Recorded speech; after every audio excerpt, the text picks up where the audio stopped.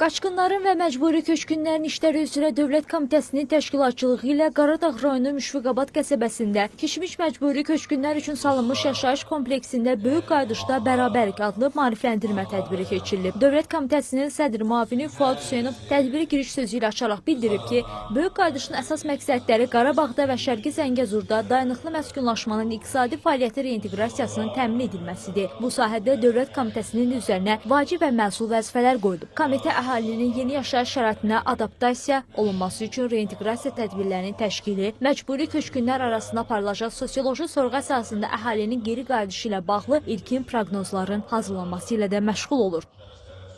Böyük Qayıdış dövlət proqramının yerli və xarici kütləvi informasiya vasitələrinə işıqlandırılması, Böyük Qayıdışın səmərəliyini artırmaq məqsədi ilə xüsusi qaynar xətt xidmətinin yaradılması və müxtəlif dövlət qulluqçularının təlim proqramlarına cəlb olunması və nəhayət dayanıqlı icmaların yaradılması məqsədi ilə işğaldan azad edilmiş ərazilərimizə reinteqrasiya tədbirlərinin aparılmasıdır.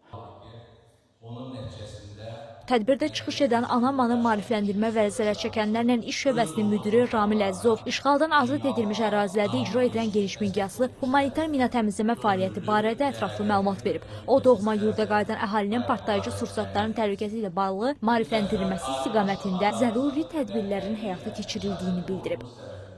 İlk öncə iri şəhərlər, kəndlər, qəsəbələr, sosial infrastruktur sahələrinin ərazilərinin təmizlənməsi istiqamətinə tədbirlər həyata keçirilir. Aparılan təmizləmə əməliyyatları nəticəsində 206 min hektardan çox ərazi mina və partlamış hərbi sursatlardan təmizlənmişdir. Nəticədə 250 mindən yuxarı mina və partlamış hərbi sursatlar aşkar edilərək zərərsizləşdirilmişdir.